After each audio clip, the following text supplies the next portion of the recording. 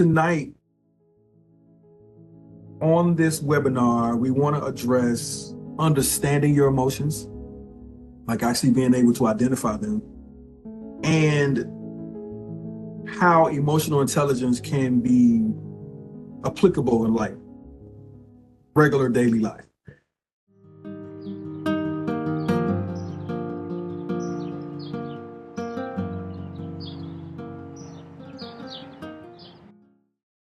So tonight we're talking about emotional intelligence and resilience. And this young man is a seasoned professional with passion for transformative impact. He emerges as one of the beacons of inspiration for UCAN, and that's a fact. With a diverse background and certifications in neurolinguistics, programming, life coaching, herbalism, spiritual advisory, and community engagement, Tariq Baptiste has dedicated his career to empowering individuals to reach their full potential. He is a published author and a weekly radio show host in so many states, y'all. It's crazy. Through dynamic leadership and a commitment to positive change, Tariq brings a wealth of experience to the UCAN community, serving as a living testament to the organization's mission. His unwavering belief in the capabilities of young minds aligns seamlessly with the UCAN's goal of instilling confidence and hope in the hearts of children aged 6 to 18. Tariq Baptiste stands as a living example that with determination, guidance, and the right opportunities, every child can dream big and achieve their goals. In the realm of lifestyle coaching, Tariq Baptiste has not only excelled professionally, but has also actively contributed to the community by curating 3 trips to West Africa annually with the mission to bridge the cultural gap, embodying the values that UCAN seeks to instill.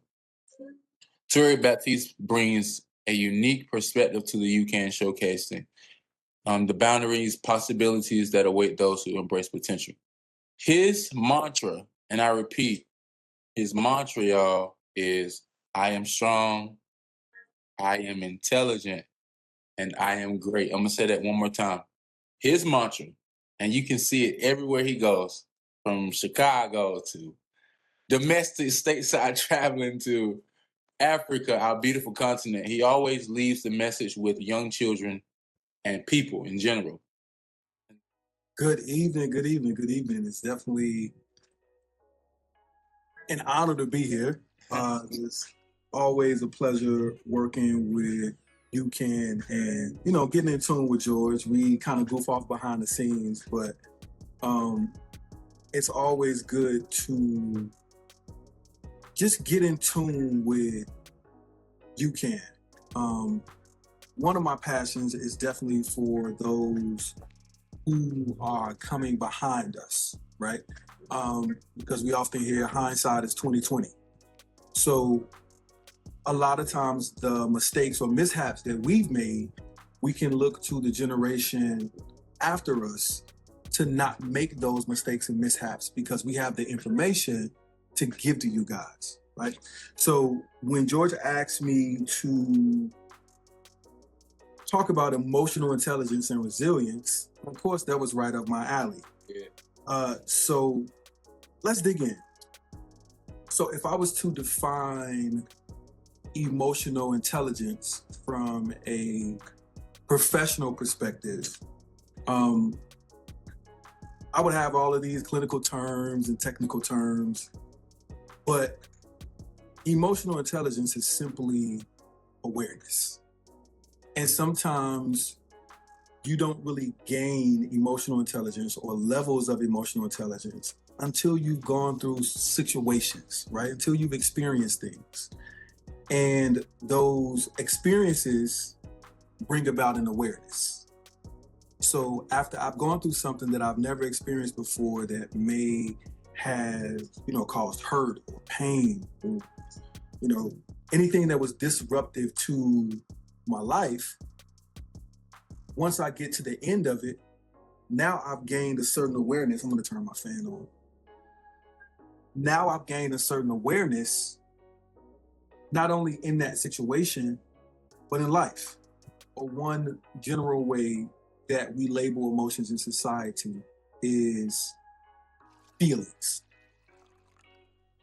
And feelings can range, or feelings do range on a very wide spectrum.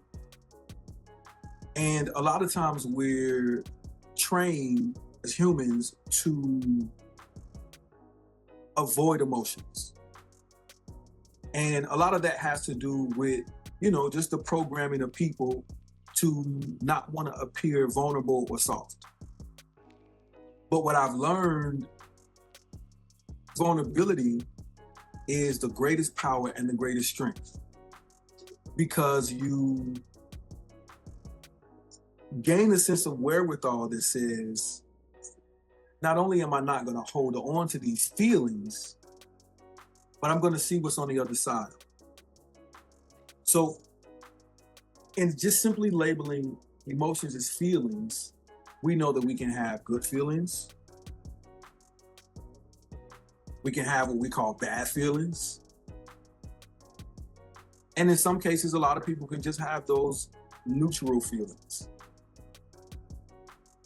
But it is important to not allow our feelings to solely dictate our actions.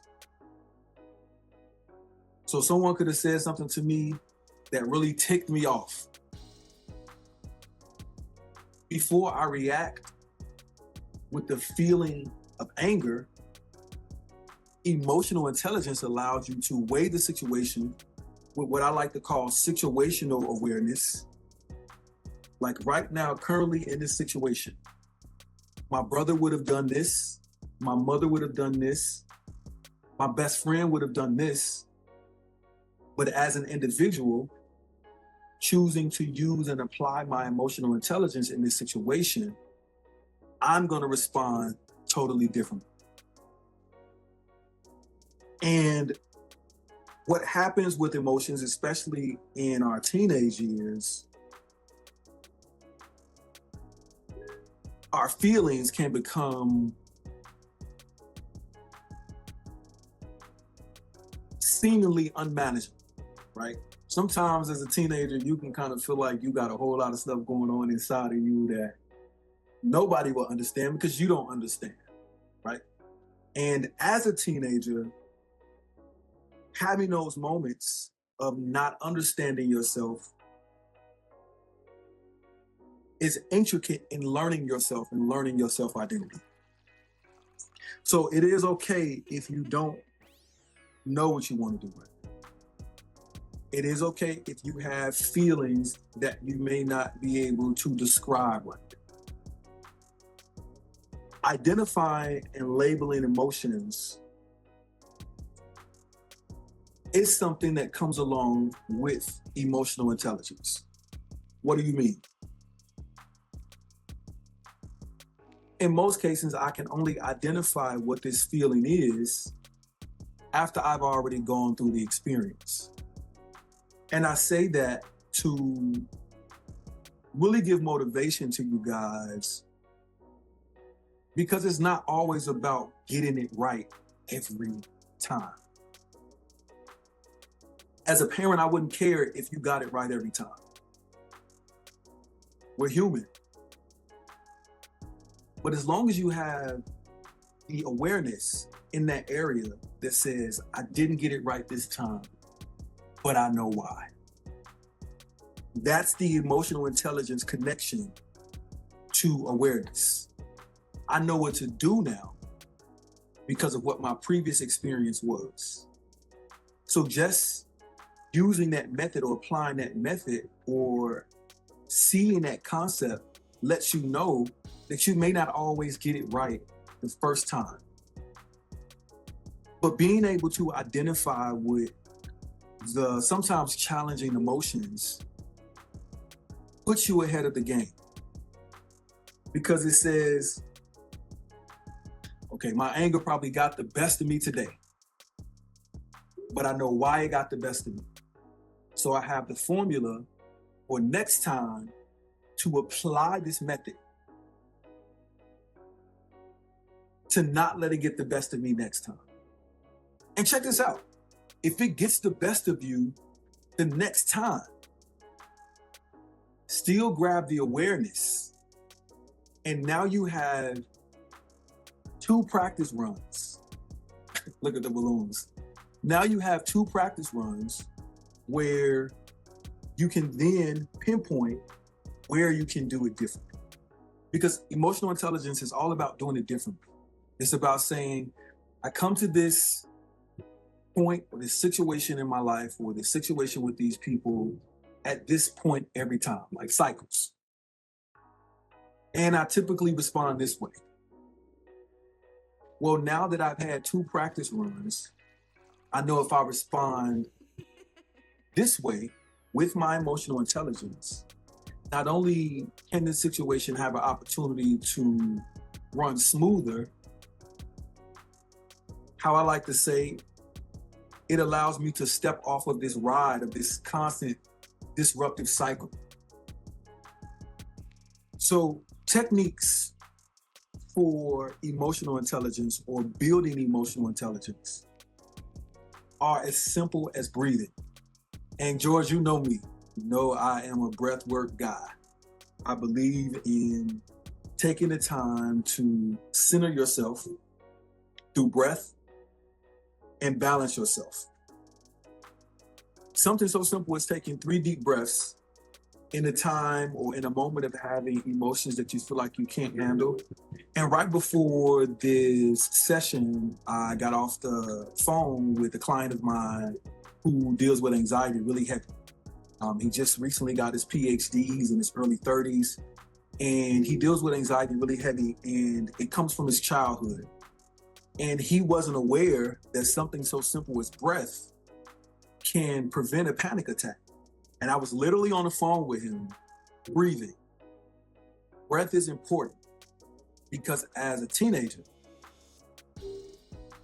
the energies that you face on a day-to-day, from your friends to your family to your social groups, can really be overwhelming, be a lot, right? Because we know we have people on a regular basis that can do the most.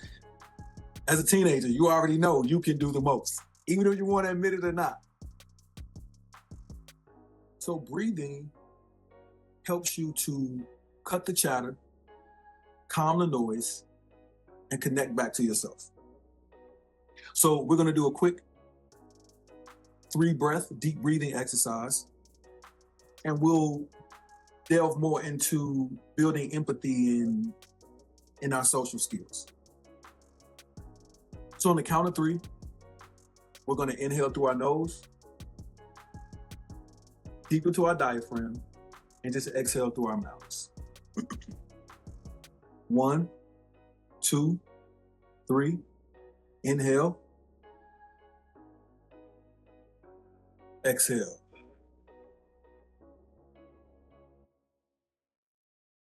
Inhale, exhale. This last breath, we're gonna just hold a little. Inhale, and exhale. Now, for those of you who were able to follow along, I would definitely like to hear later in the chat what you felt after releasing those breaths.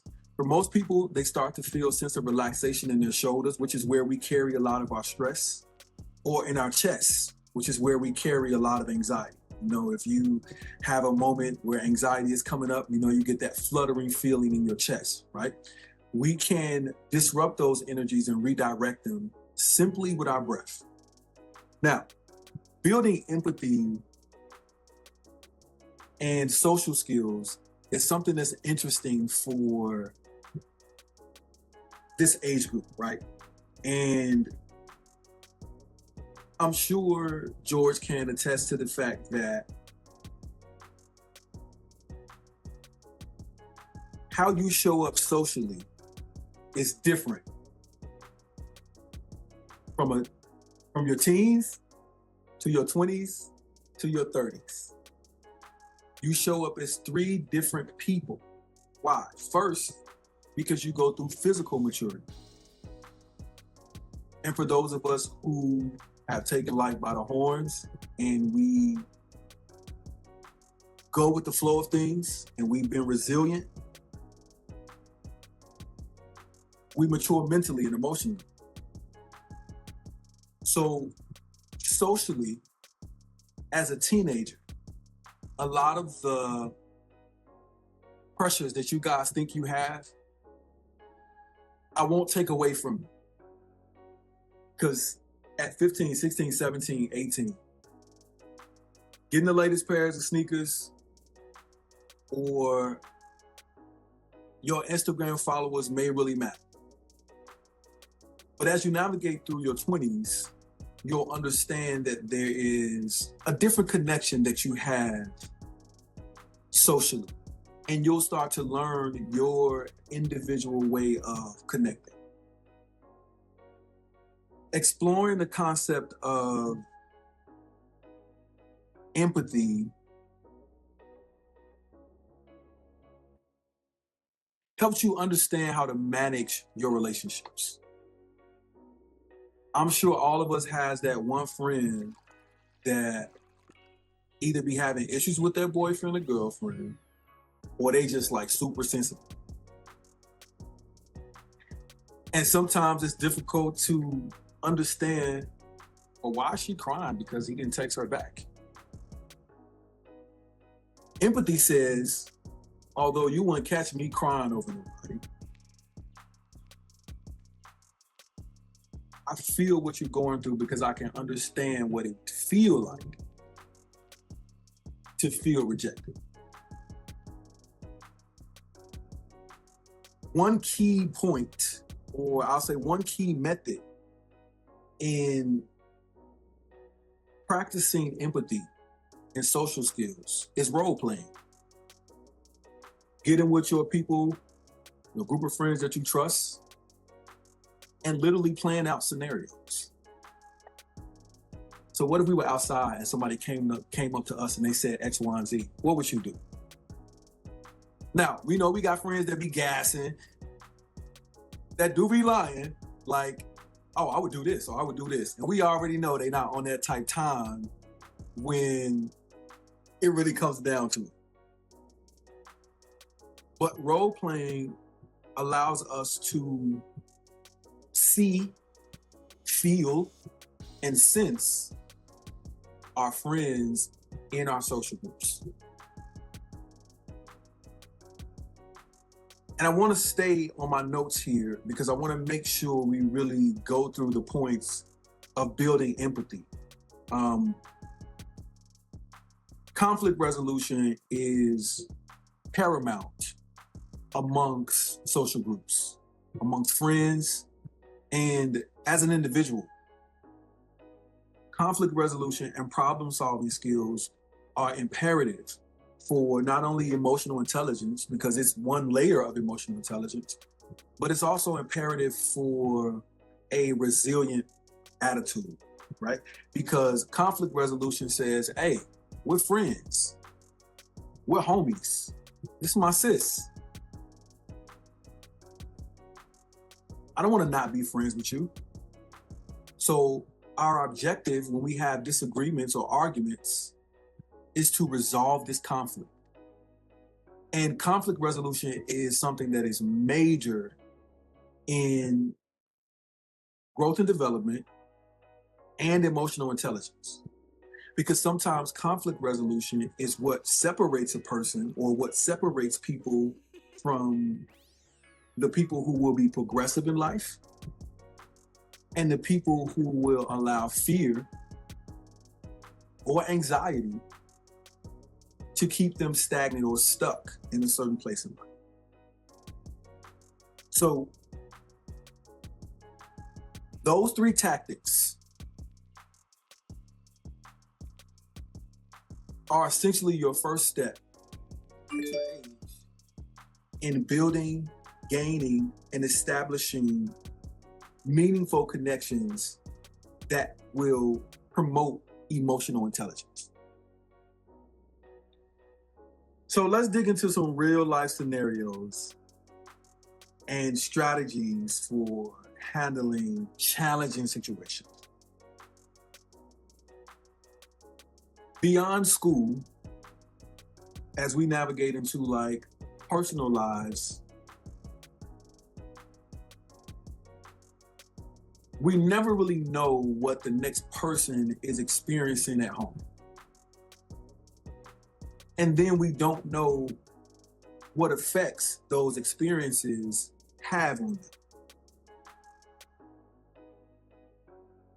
It's important that when you're facing a challenging situation, that the people around you are supportive in promoting a healthy objective or a healthy resolution. So I would say return the same thing back to your friends and people in your social circles or people who you care about. Return the same support back to them. Something so simple as knowing that your friend is experiencing something and them knowing that you know, and you telling them, hey, you got this, don't worry about it. Or, hey, stick this out, I'm with you. We can get through this together. Not only does that speak to, again, emotional intelligence and saying, hey, let's make the choice to not allow this situation to affect us in a negative way. And then resilience, saying, after we've made the choice to not allow this to affect us, we're still going to stand strong, stand on business, and continue to move forward, although things may look like they're not moving.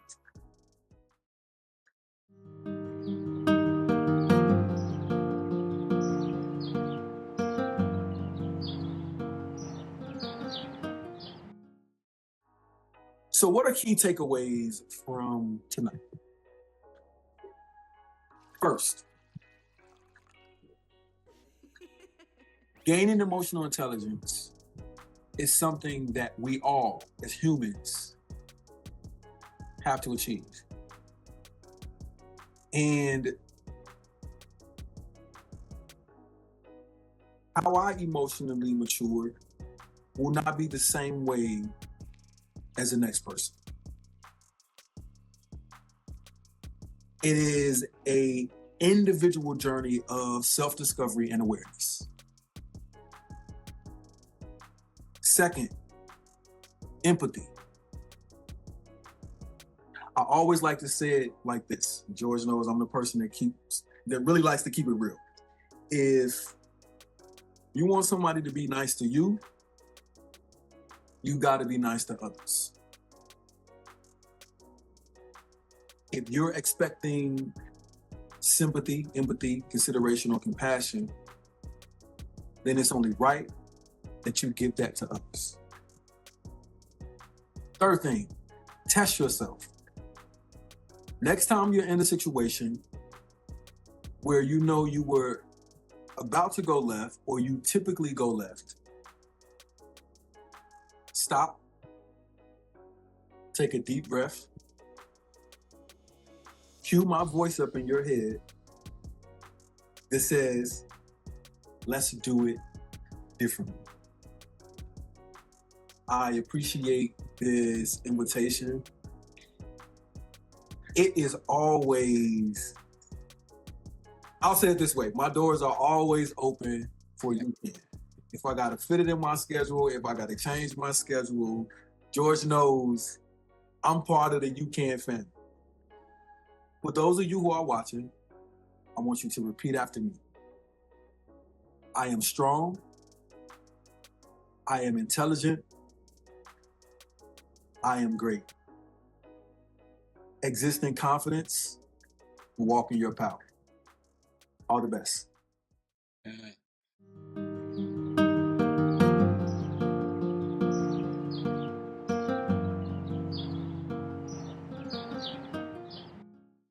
And now a word from our sponsor. Please stand by. So you do know if you can't catch the show, the other way you can catch the show is either on Apple, Spotify, Amazon. There's a really cool web link, or wherever you listen to your podcast. So, hey, make sure you check out Vibrational Wellness with Turek Baptiste podcast. I'm going to say it again. Vibrational Wellness with Turek Baptiste podcast. Check it out. And now back to our regularly scheduled program. Man, we thank Turek for sure tonight for all of this, all of these gems, all of these jewels. And I really hope you students who are going to tune in later and are tuning in now really take hold of what he said about situational awareness, about emotional intelligence and what that entails. Basically entails doing it differently, in a nutshell. So always remember, I know what to do now because of my previous situation. Yes. So please take that to heart, and it affects us all of us. If you keep doing things the same way you've been doing it, you'll get the same result. Yes. That's without the emotional part, okay? So if you apply the emotional and the resilience part to the intelligence, then if you do things differently and continue on that path to doing things differently, then you'll get tremendous results and your life will become super better. Yes. Majorly better. So take notes. I hope you jotted down notes. Of course, the UCAN Foundation Instagram is at official UCAN Foundation. Even on Facebook, it's the UCAN Foundation. The UCAN Lead will be back next week for week 5. I'm not going to tell you what it's about. You have to be on to join, to know what you're going to experience. And we cannot wait to see you soon. Tenfold.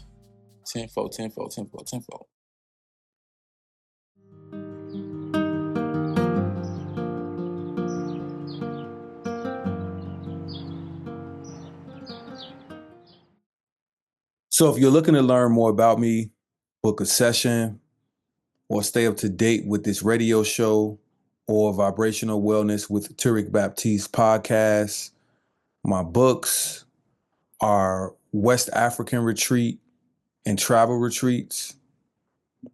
Or if you just want to stay updated with what I have going on, just head over to my website, turekbaptiste.com. You can also connect with me on social media. I'm Turek Baptiste on Instagram and Facebook. And for more exclusive content, follow me at Vibrational Wellness TV on Instagram, Facebook, TikTok, and YouTube. Hey, Vibrational Wellness with Turek Baptiste radio show is back. And hey, dig this, we're going all the way up this season. Catch me every Saturday and Sunday at 8 p.m. Eastern on 99.1 FM Straight Talk, WDJY FM, and that's across the Atlanta metro area and the surrounding areas. Or you can stream me at the same time worldwide online at WDJYFM.com. Hey, let's grow, let's unlearn, and let's vibrate higher together. I'm Turek Baptiste, and this is Vibrational Wellness with Turek Baptiste.